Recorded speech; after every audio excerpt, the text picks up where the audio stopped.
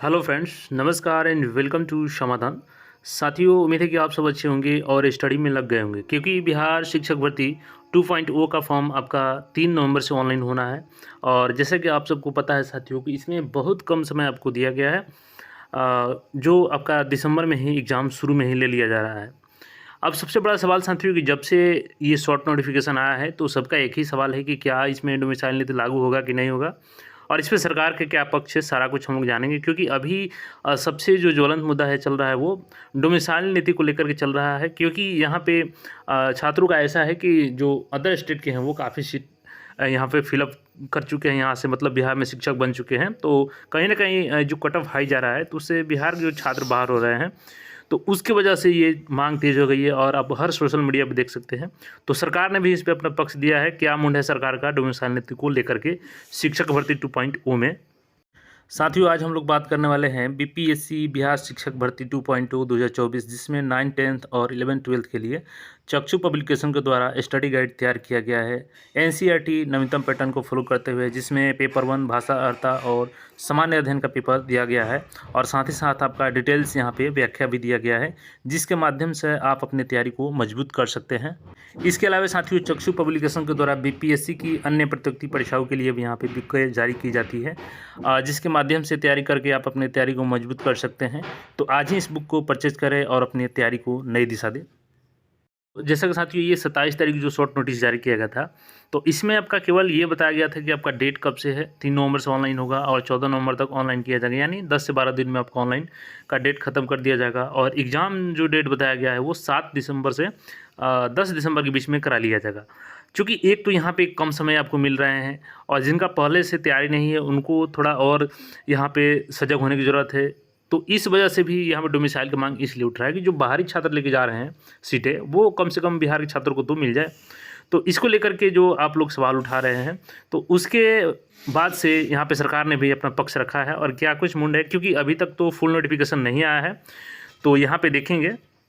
तो जैसे कि बिहार सरकार के द्वारा जो सोशल मीडिया प्लेटफॉर्म है ट्विटर यानी एक्स, तो उस पर बिहार सरकार के द्वारा एजुकेशन डिपार्टमेंट के द्वारा यहाँ पे पक्ष रखा गया है। यहाँ पे देखेंगे शिक्षा विभाग, और इनके द्वारा बताया गया है कि बीपीएससी शिक्षक भर्ती परीक्षा 2023 प्रथम चरण रोजगार की बहार शिक्षक नियुक्ति में इतिहास रचता बिहार। अब यहाँ पे देखेंगे इन्होंने क्या क्लैरिफिकेशन दिया है। जो भ्रम है कि पूरे देश के उम्मीदवारों के आवेदन से बिहार के लोगों का चयन होगा कम, ये मतलब सरकार का कहना है कि लोगों के बीच में ऐसा भ्रम है कि अगर पूरे देश के उम्मीदवारों को आवेदन दिया जाएगा मौका, तो बिहार के छात्रों का चयन कम होगा। और इन्होंने बताया कि सच क्या है कि बिहार के 88% उम्मीदवारों का चयन हुआ है, सिर्फ 12% ही अन्य राज्यों के उम्मीदवार हुए हैं। इसके अलावा यहाँ पर देखेंगे तो एक और इनका अपडेट है कि जो इसमें है लगभग 57,854 महिलाएँ हैं, जो 48% महिला इसमें भर्ती हुई हैं शिक्षक भर्ती में। इसके अलावा बिहार सरकार ने अपने ऑफिशियल पेज से यहाँ पे ये डेटा भी दिया है कि किन किन राज्यों का हुआ है। तो यहाँ पे देखेंगे कि केरल, कर्नाटक, गुजरात, महाराष्ट्र, असम, पंजाब, मध्य प्रदेश, उत्तराखंड, हरियाणा, झारखंड, उत्तर प्रदेश, राजस्थान, दिल्ली, पश्चिम बंगाल के छात्रों का बिहार में हुआ है। और यहाँ पर दिखाया गया है कि 12% अन्य राज्य का यहाँ पर सिलेक्शन हुआ है। लेकिन सबसे बड़ा सवाल साथियों ये आता है कि मान के चलते हैं कि जो 60% सीटें रिजर्व हो जाती है, जो 50% हो गया SC ST EWS फीमेल, और 10% EWS मिलाकर के 60% जो सीटें रिजर्व हो गई, तो जो 40% सीटें बच रही हैं, इसमें सभी राज्य के छात्र जनरल कैटेगरी से फाइट कर सकते हैं। और उनका परफॉर्मेंस अच्छा रहा तो 40 से 40% पे भी कब्जा कर सकते हैं। हालांकि वो अलग चीज़ है कि जो हर जगह मेधावी छात्र होते हैं। तो सवाल ये है कि क्या प्रथम चरण में जो 12% सीटें अन्य स्टेट के छात्र ले गए हैं, क्या ये इतना ही ले जाएंगे या इससे अधिक ले जाएंगे। तो ये एक सबसे बड़ा मुद्दा है, क्योंकि ये ज़रूरी नहीं है कि 12% यहाँ पे है तो यहाँ भी 12% ही छात्र आएंगे या इससे कम आएंगे, इससे अधिक भी हो सकते हैं, क्योंकि 40% पे वो फाइट कर रहे हैं। तो छात्रों का वाजिब मांग है कि, क्योंकि अभी देखेंगे तो वर्तमान समय में झारखंड सरकार ने भी ऐसा कुछ बिल्स लाया अपने विधानसभा में, असेंबली में, कि ताकि वो अदर स्टेट के छात्रों को मौका ना मिले वहाँ पे और केवल उनके छात्रों का हो। तो जब अन्य यहाँ पे और सारा बहुत भी स्टेट है, तो वो अगर ऐसा लगा सकते हैं अपने छात्रों के हित में, तो बिहार सरकार क्यों नहीं लगा सकती है। तो इसलिए छात्रों की मांग वाजिब है। लेकिन यहाँ पे जो फुल नोटिफिकेशन है साथी, वो कल या परसों तक आ सकता है, क्योंकि 2-3 तारीख से आवेदन है, तो उसके पहले यहाँ पर नोटिफिकेशन आना है।